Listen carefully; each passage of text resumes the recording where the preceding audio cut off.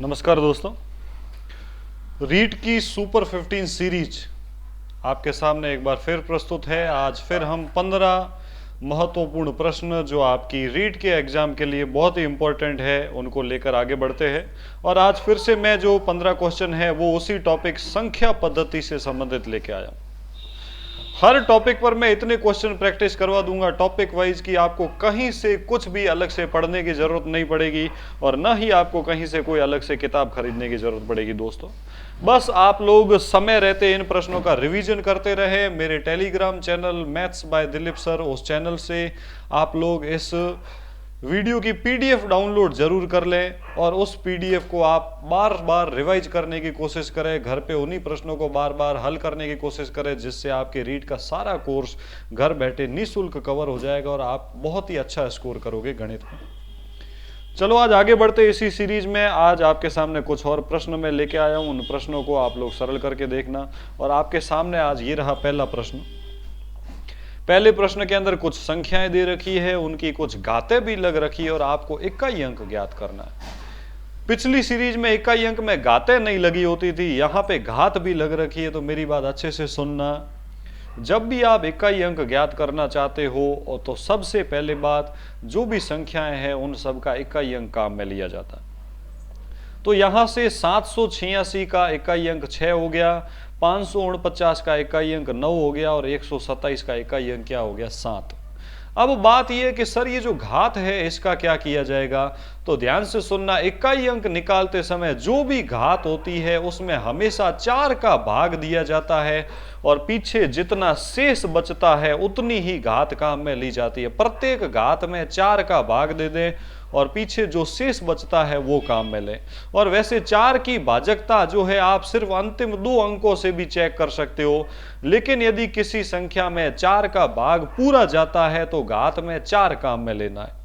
जैसे 420 है, अंतिम 2 अंक 20 है, 20 में 4 का भाग पूरा जाता है तो घात में 4 लगेगा। यहाँ पीछे 86 है, 86 में जब आप 4 का भाग दोगे तो जाएगा 21 चौक 84, पीछे क्या बचा, 2। इसी प्रकार 103 में जब आप 4 का भाग दोगे या पीछे 03 में 4 का भाग दोगे, चूंकि ये 4 से छोटा ही है तो ये 3 डायरेक्ट घात में लग जाएगा। अच्छा, अब इसको और आगे सरल करना है। 6 की घात 4, 6 की घात 4 मतलब 6 गुणा 6 गुणा 6 गुणा 6। इसी प्रकार आपको पता है 9 का स्क्वायर, 9 का स्क्वायर कितना, 81 इंटू 7 की घात 3 क्या होता है, 343, 7 का क्यूब। लेकिन चूंकि प्रत्येक में आपको केवल इकाई अंक ही काम में लेना है तो 81 का 1 और 343 का 3 हमारे काम का है। यहाँ 6 छंग 36, 36 का 6, वापस अगली वाली 2 संख्याओं का गुणा करो, 6 छंग 36 का 6, तो ये हो गया 6 इंटू 6 इंटू 1 इंटू 3। वापस गुणा कर देते इन दोनों का, 6 छंग 36 का 6, इन दोनों का गुणा कितना मिला आपको, 3। अंत में 6 और 3 का गुणा हो गया 18, 18 में इकाई अंक कितना, 8। इस प्रश्न का सही जवाब हो जाएगा ऑप्शन नंबर डी। अपन ने क्या किया, जब भी गुणा किया सिर्फ इकाई अंक रखा। जैसे इन दोनों 6 का गुणा किया, 6 छंग 36 का 6, अगले दोनों 6 का गुणा किया, 6 छंग 36 का 6। यहाँ पे 9 का स्क्वायर, 9 का स्क्वायर 81 का इकाई अंक 1, 7 का घन 343 का इकाई अंक 3, 1 और 3 का गुणा किया तो 3 आ गया। इन दोनों 6 6 का फिर से गुणा किया, 36 का 6, 6 3 18 का इकाई अंक 8। उम्मीद करता हूं ऐसे प्रश्न आप भी बहुत अच्छे से एग्जाम में सरल कर पाओगे। आपके सामने एक और प्रश्न प्रैक्टिस के लिए ये रहा। फिर से वैसा ही प्रश्न, इकाई अंक ज्ञात करना है, लेकिन इस बार दोनों संख्याओं के बीच में प्लस का चिन्ह है। तो सबसे पहले 27 का इकाई अंक क्या हो जाएगा, 7। घात कितनी काम में लेनी है, 4 का भाग दे दो, पीछे जितना बचता है वो काम में ले। 4 का भाग 27 में 4 छंग 24, पीछे क्या बचा, 3। इसी प्रकार प्लस 25 का इकाई अंक क्या है, 5 और घात में किसका भाग दे, 4 का। 25 में 4 का भाग घात में 25 है, 4 छंग 24, पीछे क्या बचा, 1। 7 की घात 3 यानी 7 का क्यूब, 7 गुणा 7 गुणा 7 क्या हो गया, 343, प्लस 5 की घात 1 मतलब क्या हो गया, 5। चूंकि इकाई अंक की चाहिए तो सिर्फ इकाई इकाई को जोड़ दो, 3 + 5 क्या हो गया, 8। इस प्रश्न में इकाई अंक क्या मिल जाएगा, 8। बहुत ही आसान प्रश्न था। आप में से कई लोग जो है मेरे समझाने से पहले कमेंट बॉक्स में आंसर दे रहे हैं। आप सब जल्दी से जल्दी प्रश्न को सरल करके उसका उत्तर कमेंट बॉक्स में लिखें। और जब भी आप इस प्रैक्टिस सेट में लाइव आए, आप कॉपी पेन लेकर बैठे और उसके बाद इन प्रश्नों को खुद से सरल करने का प्रयास करें और मुझसे पहले उत्तर कमेंट बॉक्स में लिखने की कोशिश करें।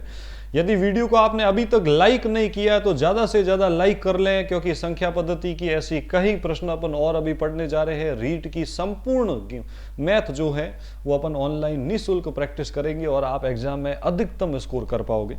एक और प्रश्न भाइयों, फिर से देखो वैसा ही प्रश्न, ताकि आप लोगों की अच्छे से प्रैक्टिस हो जाए। अगली हमारे पास संख्या है 87। 87 का इकाई अंक कितना है? 7। तो लो भाई यहाँ इकाई अंक 7 हो गया। घात में हमेशा 4 का भाग देते हैं, बड़ी हो तो सिर्फ अंतिम 2 अंकों में 4 का भाग दे दिया करो। 48 में 4 का भाग पूरा जाता है तो घात में क्या लगेगा? 4। आगे चिन्ह माइनस का है। 99 में इकाई अंक क्या है? 9। घात बड़ी है लेकिन अंतिम 2 अंकों में चूंकि 4 का भाग पूरा जाता है तो यहाँ पे 9 की घात क्या लग जाएगी? 4। अब 7 की घात 4 की जगह लिख दो 7 इंटू 7 इंटू 7 इंटू 7। माइनस 9 की घात 4 की जगह लिख दो 9 इंटू 9 इंटू 9 इंटू 9। दोनों तरफ सरल करके लास्ट में माइनस कर लेना। 7 7 49 का 9, 7 7 49 का 9, ये फिर से गुणा हो जाएगा। माइनस 9 इंटू 9 81 का 1, 9 इंटू 9 81 का 1, ये फिर से गुणा हो जाएगा। यहाँ से 9 इंटू 9 81, 81, 81 में से हमारे पास इकाई अंक कितना हो गया? 1, माइनस 1 इंटू 1 का इकाई अंक 1, 1 में से 1 गया, इकाई अंक क्या हो जाएगा? 0। इस प्रश्न का सही उत्तर है ऑप्शन नंबर ए, जो कई विद्यार्थियों ने कमेंट बॉक्स में जवाब देकर बताया भी। आगे बढ़ते हैं, अगला प्रश्न। अगले प्रश्न में है प्राकृत संख्याओं का योग। यदि आप लोगों को सूत्र याद हो पिछली वीडियो के अंदर, देखो 25 प्लस 26 प्लस 27 और कहां तक का योग करना है? 100 तक का। मैंने आपको बताया था प्रथम n प्राकृत संख्याओं के योग का सूत्र, प्रथम n प्राकृत संख्याओं का योग। यदि आप लोगों को वह योग का सूत्र याद है तो आप इस प्रश्न को सरल कर सकते हैं। प्रथम n प्राकृत संख्याओं के योग का सूत्र था n गुणा n प्लस 1/2। लेकिन समस्या ये है, वो सूत्र तभी लगता है जब आप में प्रश्न 1 से शुरू हो, 1 प्लस 2 प्लस 3, 1 से लेके n तक का योग निकालना हो। लेकिन यहां क्या है? यहां शुरुआत 25 से लेके 100 तक हो रही है, 1 से 100 तक नहीं है। तो आपको पहले क्या करना पड़ेगा? 1 से 100 के लिए योग निकालना पड़ेगा। 1 से 100 के लिए, 1 से 100 के लिए योग कैसे आएगा? 1 से 100 तक का योग होगा तो n का मान क्या रख देंगे? 100। n का मान 100 रखेंगे तो 1 से 100 तक का योग, n का मान 100 रख देते, ये हो जाएगा 100 इंटू 100 प्लस 1, यानी 101/2। 2 का भाग 100 में गया 50 बार, 50 गुणा 101 यानी 5050। अब क्या करेंगे? आगे कितना हिस्सा गायब है? 1 से 24, क्योंकि हमारे पास प्रश्न 25 से शुरू हो रहा है, यानी 1 से 24 जितना गायब है वो योग अलग से निकाल देते। तो 1 से 24 का योग निकाल लेते। 1 से 24 का योग निकाला क्यों? क्योंकि हमारे पास सीरीज 25 से शुरू हो रही है। तो 1 से 24 का योग क्या होगा? 24 गुणा 25, 24 प्लस 1 25/2। यहाँ 2 से हमारे पास 24 कट जाएगा, 12 बार 25 गुणा 12, 25 गुणा 12 हो जाएगा 300। अब क्या करना है? इन दोनों उत्तरों को आपस में घटा दें। 1 से 100 में से 1 से 24 का योग घट जाएगा तो पीछे ऑटोमेटिक 25 से 100 तक का योग बच जाएगा, और 25 से 100 का जो योग होगा वो इनको घटाने से आएगा। 5050 में से जैसे ही आप 300 घटाओगे तो आपके पास जो उत्तर हो जाएगा वो हो जाएगा 4750। सही जवाब ऑप्शन नंबर ए, जो आप में से कई स्टूडेंट ने दिया। उम्मीद करता हूं अब आप भी इस प्रकार के प्रश्न सरल कर पाएंगे जब प्राकृत संख्याओं का योग पूछे और श्रेणी 1 से नहीं कुछ आगे से शुरू होती है। अगला प्रश्न फिर से आप सबके सामने ये रहा, जिसको आप सॉल्व करके देखें। प्रश्न में दे रखा है प्राकृत संख्या 1 का स्क्वायर, 2 का स्क्वायर, 3 का स्क्वायर प्लस 10 के स्क्वायर तक का योग दिया हुआ है 325। अच्छा, आपको पूछा क्या है? 2 का स्क्वायर प्लस 4 का स्क्वायर प्लस 6 का स्क्वायर और लास्ट में 20 के स्क्वायर तक का योग क्या होगा? कुछ भी नहीं करना। यहां अगर आप ध्यान से देखो तो ये 2 4 6, क्या ये सब 2 का पहाड़ा या 2 का गुणज बन रहा है? बिल्कुल, इसको अपन क्या लिख सकते हैं, 2 को 2 इंटू 1, 2 एकम 2, चूंकि स्क्वायर है तो दोनों का स्क्वायर हो जाएगा। 4 को 2 का गुणज कैसे लिखे, ये हो जाएगा 2 इंटू 2, यहां पे भी स्क्वायर है तो दोनों का स्क्वायर हो जाएगा। 6 को क्या लिख सकते हैं, 2 इंटू 3, 2 तिया 6, यहां दोनों का स्क्वायर हो जाएगा। और इसी प्रकार लास्ट में जो 20 है, आप इस 20 को लिख सकते हो 2 गुणा 10 और दोनों का क्या हो जाएगा, स्क्वायर। ऐसा करने से क्या हुआ, प्रत्येक पद में से 2 का स्क्वायर, चूंकि स्क्वायर था ना तो 2 का स्क्वायर कॉमन आ गया, और 2 का स्क्वायर यानी कितना कॉमन आ गया, 4। पीछे कोष्टक में क्या क्या बचा, 1 का स्क्वायर प्लस 2 का स्क्वायर प्लस 3 का स्क्वायर, और लास्ट में क्या बच गया, 10 का स्क्वायर। और ये जो कोष्टक में बच गया 1 से 10 तक के वर्गों का योग, इसका मान प्रश्न में पहले से ही 385 दे रखा है। तो 4 इंटू 1 से 10 के वर्गों का योग 385। 385 का 4 से गुणा कर लेते, 4 पंजे 20 का 0, असल लगी 2, 8 चौक 32 और 2 34 का 4, असल लगी 3, 4 ती 12 और 3 15, उत्तर हो जाएगा 1540, ऑप्शन नंबर बी। उम्मीद करता हूं इस प्रकार आप भी गुणज के रूप में ऐसे प्रश्न एग्जाम में पूछे जाए तो आप उसको हल कर सकते हैं। एक और प्रश्न इसी प्रकार का आप सबके सामने ये रहा फिर से, ताकि आप लोगों की अच्छे से प्रैक्टिस हो जाए। फिर से वही बोला, 1 का स्क्वायर प्लस 2 का स्क्वायर प्लस 3 का स्क्वायर, और यहाँ से 10 तक के वर्गों का योग 385 है।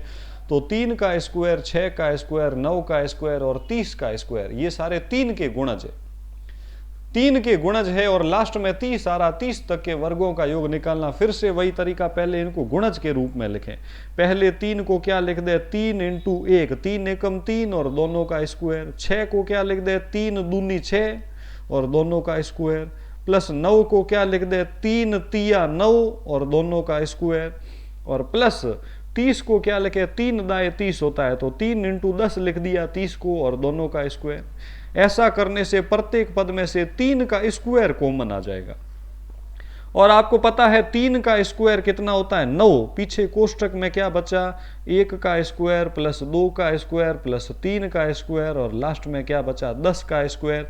और 1 से 10 तक के वर्गों का योग प्रश्न में 385 दे रखा है, तो अपन कर देंगे 9 इंटू 385। जैसे ही गुणा करोगे, 9 पंजे 45 का 5, असल लगी 4, 9 अठे 72 और 4 76 का 6, असल लगी 7, 9 तिया 27, 27 और 7 हो जाएगा आपके पास में 34, उत्तर हो जाएगा 3465, ऑप्शन नंबर ए।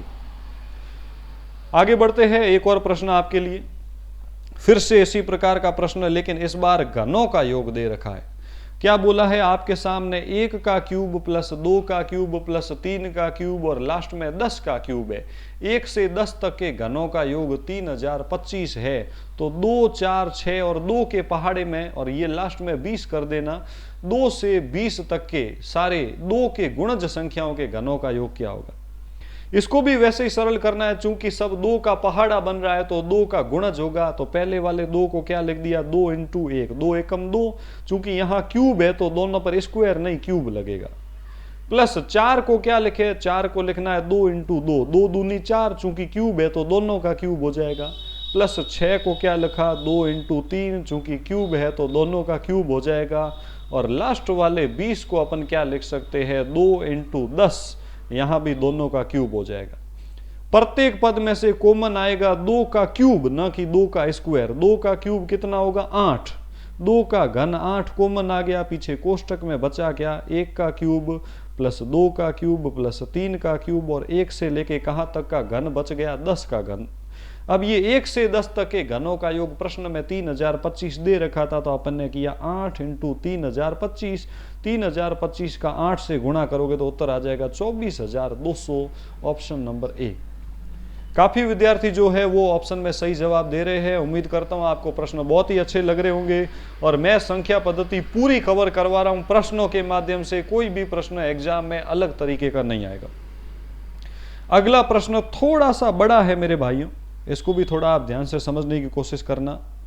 अगले प्रश्न में क्या बोला है, 1 से लेके 10 तक के वर्गों का योग 385 है। 1 से लेके 20 तक के वर्गों का योग 2872 है। तो आपको क्या करना है, 2, 4, 6, 8, 2 से 40 के वर्गों के योग, ये भी 2 के गुणज और ये भी 2 के गुणज है, लेकिन ये 2 से 20 तक के वर्गों का योग, और दोनों का अंतर करना है। तो अपन को क्या करना पड़ेगा, इनको भी गुणज लिखना पड़ेगा, इनको भी गुणज लिखना पड़ेगा। जैसे यहां आपको नजर आ रहा है ये 2 का पहाड़ा है सारा, 2 4 6, तो पहले वाले को जब आप गुणज लिखोगे तो आप इसको क्या लिख सकते हो, आप इसको लिख सकते हो 2 इंटू 1 का दोनों का स्क्वायर प्लस, है ना, यहां अपन को जो ज्ञात करना है ना, आगे 4 को क्या लिखना है, 2 इंटू 2 दोनों का स्क्वायर। इसी प्रकार लास्ट में जो आपके पास यहां है पहली श्रेणी का खत्म हो रही है 40 पे, 40 को क्या लिख सकते हैं, 2 इंटू 20 और दोनों का स्क्वायर। ये तो है एक श्रेणी। इसी प्रकार माइनस दूसरा जो है, ये देखो ये रहा माइनस, और अगला जो है इसको भी 2 के गुणज लिख दें, है ना, ये भी सब 2 के गुणज है, तो इसको अपन क्या लिख दें, 2 इंटू 1 दोनों का स्क्वायर प्लस 2 इंटू 2 दोनों का स्क्वायर प्लस लास्ट में जाए हमारे पास जो 20 है, इस 20 को क्या लिख सकते हैं, 2 इंटू 10 और दोनों का स्क्वायर। ऐसा करने से क्या होगा, पहले वाले में भी सब में 2 का स्क्वायर कॉमन आ जाएगा, और 2 का स्क्वायर यानी 4 कॉमन आ गया, पीछे कोष्टक में बचा क्या, 1 स्क्वायर प्लस 2 स्क्वायर, और लास्ट में क्या बच गया, 20 स्क्वायर। इसी प्रकार अगले में से भी कॉमन आ गया 2 का स्क्वायर, 2 का स्क्वायर सब में से कॉमन आ गया, 2 का स्क्वायर यानी 4 कॉमन आ गया, पीछे बचा क्या, 1 स्क्वायर प्लस 2 स्क्वायर, 1 से लेके लास्ट में क्या बच गया, 10 का स्क्वायर। अब ये दोनों मान रखने, 1 से 20 के वर्गों का योग और 1 से 10 के वर्गों का योग दिया हुआ।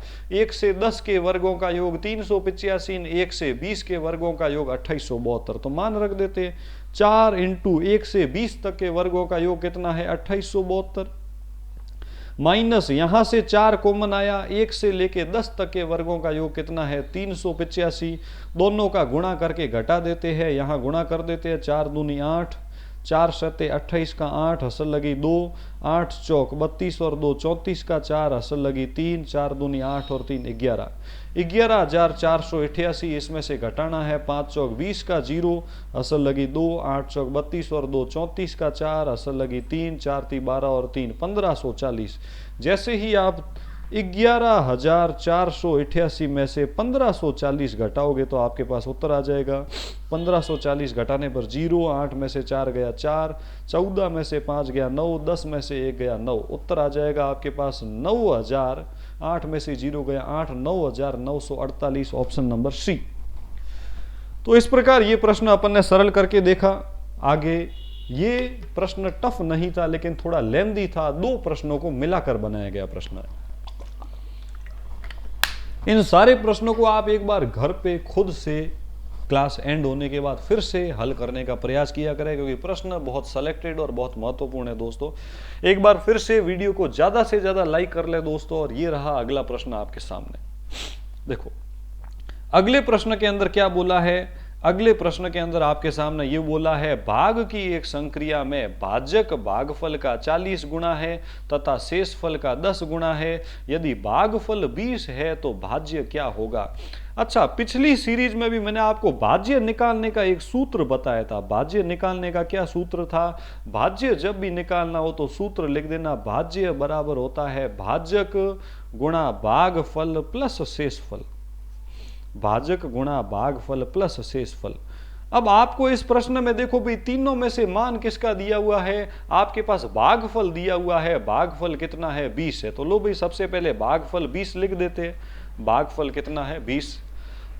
उसके बाद में बोला यदि भाजक पता करना चाहते हो तो वो है भागफल का 40 गुना, जितना भी भागफल है उसका 40 से गुणा कर दो तो आपके पास भाजक आ जाएगा। चूंकि भागफल 20 है, 20 का 40 से गुणा करो, 20 गुणा 40 यानी 800 जो है वो हमारे पास क्या हो जाएगा, भाजक। देखना यहां भागफल 20 है, भागफल का 40 गुणा भाजक है, और क्या बोला है शेषफल का 10 गुणा जो है वो भी कौन है, भाजक। यानी भाजक जो है ना वो शेषफल का 10 गुणा है, शेषफल का 10 गुणा है। अपन को ये तो पता लग गया भाई भाजक 800 है, 800 शेषफल का 10 गुणा है तो शेषफल कितना होगा, इसका 10वां भाग, यानी शेषफल होगा 800 का 10वां भाग यानी 80। तभी तो 80 का 10 गुणा करने पर भाजक 800 मिलेगा। चूंकि चारों मान आ गए तो अब गुणा ही करना है, भाजक गुणा भागफल प्लस शेषफल। 800 गुणा 20 हो जाएगा, 8 दूनी 16, पीछे 3 जीरो यानी 16,000 प्लस 80। इस प्रश्न का सही उत्तर होगा 16,080, ऑप्शन नंबर सही है बी। बहुत ही अच्छा प्रश्न था और ये प्रश्न आपके एग्जाम में पूछा जाएगा, क्योंकि ऐसे प्रश्न रीट के एग्जाम में बहुत पूछे जा चुके। अगला प्रश्न फिर से इसी प्रकार का, ताकि आप लोगों की अच्छे से प्रैक्टिस हो जाए। भाग की एक संक्रिया में भाजक भागफल का 5 गुना तथा शेषफल भाजक का आधा है। यदि भागफल जो है वो 12 है तो भाज्य क्या होगा? जब भी भाज्य पूछे डायरेक्ट सूत्र लिख दे। भाज्य बराबर क्या है? भाज्य बराबर होता है भाजक गुणा भागफल प्लस शेषफल। भाजक गुणा भागफल प्लस शेषफल। अब यहां जो भी मान दे रखा है पहले तो वो उतार दे। भागफल कितना है? 12। तो लो भैया भागफल का मान तो क्या आ गया? 12। साथ में क्या बोला? भागफल का 5 से गुणा कर दो तो भाजक मिल जाएगा। तो भागफल जितना भी है उसका 5 से गुणा कर देते हैं तो भाजक आ जाएगा। 12 पंजे 60 क्या हो गया? भाजक। और साथ में क्या बोला है? शेषफल जो है, शेषफल कितना है? भाजक का आधा कर दो। जितना भी भाजक है उसका आधा कर दो तो शेषफल आ जाएगा। भाजक 60 है और 60 का आधा कर दो। जो 60 है इसका कर दो आधा, 60 का आधा यानी शेषफल हो जाएगा भाजक का आधा, 60 का आधा 30। अब गुणा कर देते, पहले बाद में जोड़ देते। भाजक गुणा भागफल प्लस शेषफल। 60 गुणा 12, 12 छंग 72, 720 प्लस 30। इस प्रश्न का सही उत्तर होगा 750, ऑप्शन नंबर बी। बहुत ही इंपॉर्टेंट प्रश्न थे दोनों। रीट के एग्जाम में इस टाइप के प्रश्न 100% आते हैं और कई प्रश्न एग्जाम में पूछे भी जा चुके हैं, इसलिए आप घर पे इन प्रश्नों का अच्छे से रिवीजन करना दोस्तों। अगला प्रश्न, अगले प्रश्न के अंदर क्या बोला है? थोड़ा सा ये जो प्रश्न था ये ट्रिकी प्रश्न था। किस संख्या में 9 जोड़ने के बाद में 8 से गुणा कर दें और जो गुणनफल मिले उसमें 12 का भाग दे दें तो जो भागफल है वो उतना ही मिलेगा जिस भागफल में से पीछे 5 घटाने पर क्या बचता है? 15। अब इसमें एक तरीका तो क्या है, आप ऑप्शन लेके करके, जैसे ऑप्शन पहला ऑप्शन लेके देते, जहां भी ये प्रोसेस चलता रहेगा। देखो सबसे पहले ऑप्शन 21 है, माना कि संख्या 21 है, 21 में पहले 9 जोड़ देते हैं। सबसे पहले 21 में क्या जोड़ा? 9। 21 में 9 जोड़ा तो क्या मिला? 30। अब जो 30 जो भी मिला है उसका 8 से गुणा कर दो। तो लो भाई अब इस 30 का 8 से गुणा कर देते। 30 का 8 से गुणा किया तो क्या मिला? 240। अब जो मिला है उस गुणनफल में क्या करें? 12 का भाग दे दे। चलो ये जो 240 मिला है इसमें 12 का भाग दे देते। 240 में 12 का भाग कितनी बार? 12 दूनी 24 और 0 20 बार। अब जो भाग देने से भागफल मिला है उसमें से 5 घटा दो। भागफल 20 मिला है, इस 20 में से 5 घटाने पर पीछे 15 शेष बचना चाहिए। क्या 15 शेष बचा है? ऑप्शन नंबर ए सही हो गया। इसी को दूसरे ऑप्शन से करते ना, जैसे 22 है, 22 में पहले 9 जोड़ा फिर 8 से गुणा किया, तो इस प्रकार ये बात संतुष्ट नहीं होती, आगे भाग जाता ही नहीं। अब बात करें इसकी विधि क्या है। ऑप्शन बेस्ड मेथड बेस्ट था। ऑप्शन वाली संख्या लेके प्रोसेस अपनाया। 9 जोड़ा तो 30, 30 का 8 से गुणा किया 240, 240 में 12 का भाग दिया 20, उस 20 में से 5 घटाने पर पीछे 15 शेष बचना चाहिए। लास्ट में 15 ही बच रहा, मतलब सही संख्या 21 है। नहीं तो इसमें समीकरण कैसे बनता? माना संख्या x है, x में 9 जोड़ा यानी x प्लस 9। जैसे ही एक काम हुआ कोष्ठक बंद हो गया। फिर उसके बाद उसका गुणा किससे करना है? 8 से, तो ये कर दिया गुणा 8। अच्छा, 8 से गुणा करके गुणनफल में 12 का भाग दे दे, यानी इस पूरे के बट्टा में क्या आ जाएगा? 12। अच्छा, उसके बाद क्या होता है? इस प्रकार प्राप्त भागफल में से 5 घटाना, इसमें से कर दिया -5 और पीछे 15 शेष बचना चाहिए, यानी बराबर में क्या हो जाएगा? 15। अब यहाँ ये समीकरण बन गया है, यहाँ से पक्षांतरण करो। पहले ये माइनस का 5 उधर जाएगा तो प्लस का हो जाएगा, तो उधर 15 + 5 हो जाएगा। इधर बचा x + 9 कोष्ठक बंद गुणा में 8 बट्टा में 12 बराबर में हो जाएगा 15 + 5 यानी बराबर में क्या हो जाएगा? 20। अब ये बट्टा वाला 12 उधर जाएगा तो वहां पे गुणा हो जाएगा, तो पीछे आपके पास बच जाएगा x + 9 कोष्ठक बंद गुणा में 8 बराबर में हो जाएगा 20 × 12, 20 × 12 यानी क्या हो गया? 240। अब ये जो 8 गुणा वाला है ये कहाँ चला जाएगा? भाग में। तो आपके पास बच गया x + 9 बराबर 240 में 8 का भाग दे देते हैं। 240 में 8 का भाग कितनी बार गया? 30 बार। अब अंत में ये प्लस का 9 उधर जाके माइनस का हो जाएगा, तो x बराबर 30 में से 9 गया x, यानी वह संख्या क्या आ गई 21। दो मेथड बताए, पहला मेथड ऑप्शन से, दूसरा मेथड समीकरण बनाकर, दोनों में से जो भी बढ़िया लगे। लेकिन आप इस प्रश्न को घर पे प्रैक्टिस जरूर करें, ऐसा प्रश्न एग्जाम में पूछा जा सकता है। आगे बढ़ते हैं।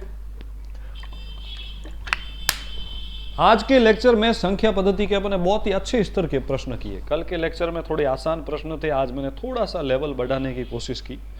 उम्मीद करता हूं सारे प्रश्न आप प्रैक्टिस भी कर रहे होंगे और कमेंट बॉक्स में जवाब भी दे रहे होंगे। अगला प्रश्न ये रहा आपके सामने, अगले प्रश्न को भी ध्यान से सुनना। क्या बोला यहाँ, दो संख्याओं का अंतर 1080 है। बड़ी संख्या में छोटी संख्या का भाग देने पर भागफल 3 व शेषफल 240 बचता है, तो छोटी संख्या ज्ञात करें। बहुत ही इंपॉर्टेंट, ऐसे प्रश्न भाज्य भाजक भागफल के 100% एग्जाम में पूछे जाते हैं। तो सबसे पहले इस प्रश्न को सॉल्व करना पड़ेगा। समीकरण आधारित प्रश्न है।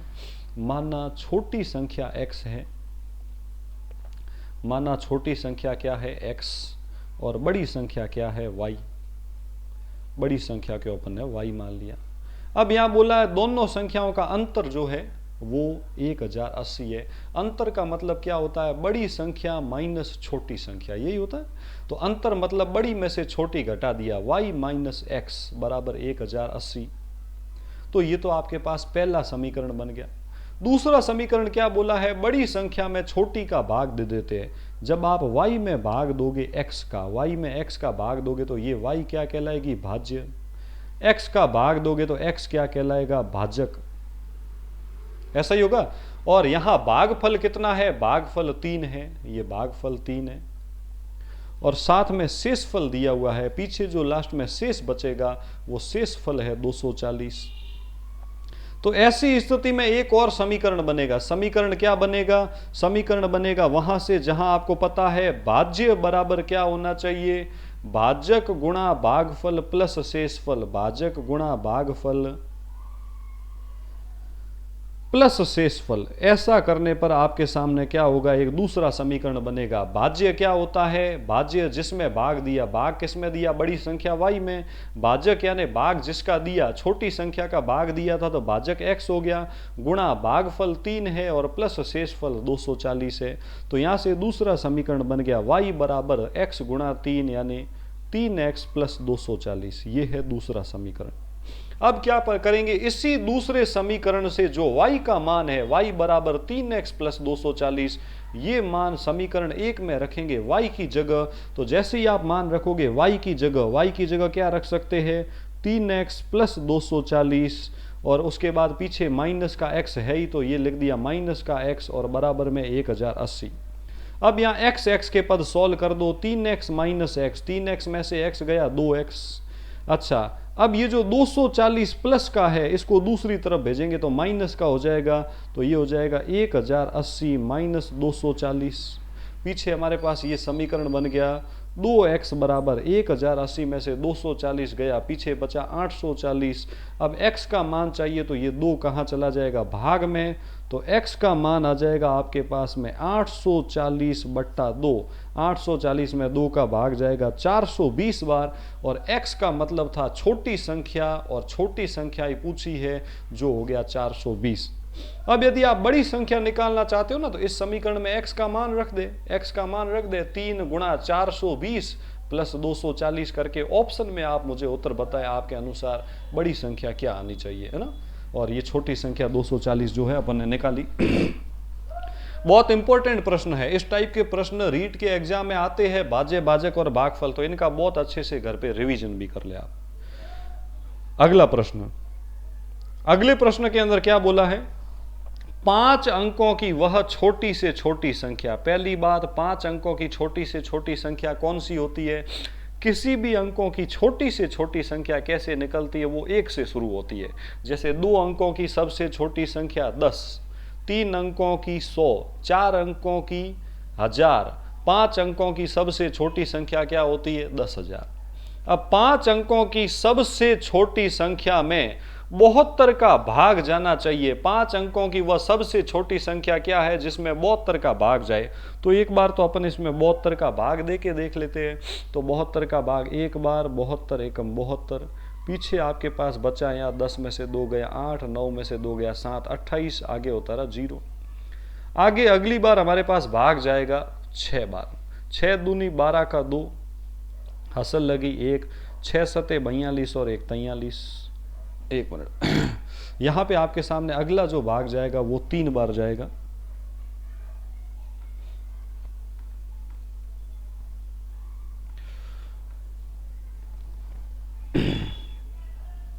इसी प्रश्न को एक बार मैं फिर से सही कर रहा हूं।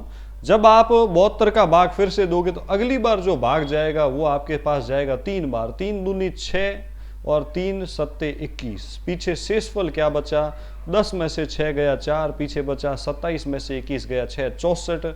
आगे अपन ने क्या उतारा 0। फिर से 640 में आप जब भाग दोगे तो जाएगा 8 बार, और 8 दूनी 16 का 6, असल लगी 1, 8 साती 56 और 1 57। पीछे शेषफल क्या बच रहा है, 10 में से 6 गया 4, पीछे बचा 3, असल लिया तो 13 में से 7 गया 6, यानी 64 जो है वो अंतिम शेषफल है।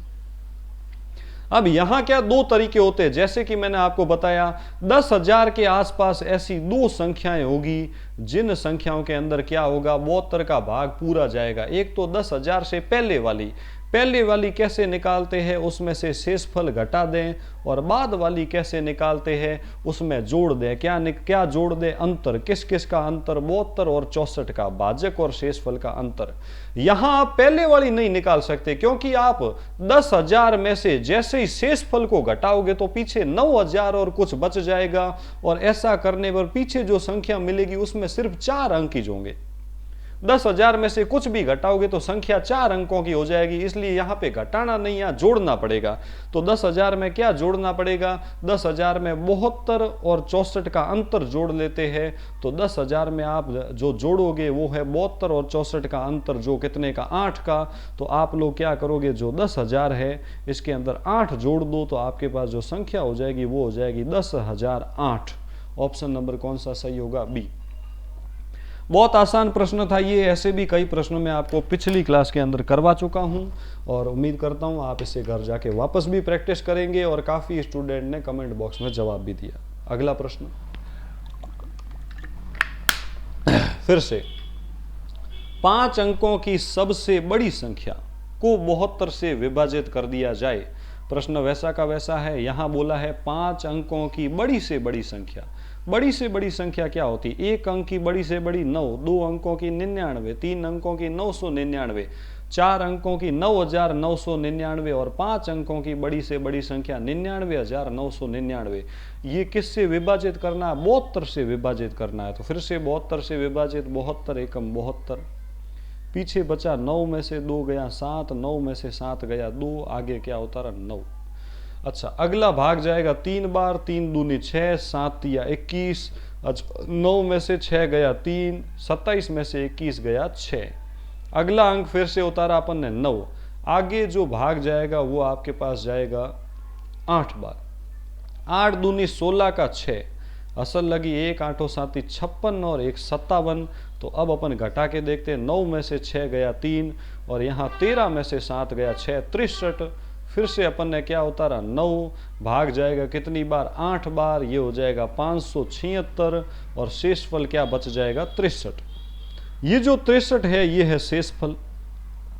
चूंकि 63 शेषफल बच रहा है, हम चाहते हैं 72 का भाग पूरा जाए, तो या तो क्या कर दो, इसमें से 63 घटा दो, या फिर क्या कर दो, इसमें जोड़ दो। क्या क्या जोड़ दो, 72 और 63 का अंतर, 72 और 63 में अंतर कितने का, 9 का, यानी 9 जोड़ दो। आपके अनुसार क्या करना चाहिए, 63 घटाना चाहिए या 9 जोड़ना चाहिए। अगर आप 9 जोड़ोगे ना तो काम गड़बड़ हो जाएगा, क्योंकि 99,999 में जैसे ही 9 जोड़ोगे ना तो फिर अंक 5 नहीं बचेंगे, 6 अंक हो जाएंगे।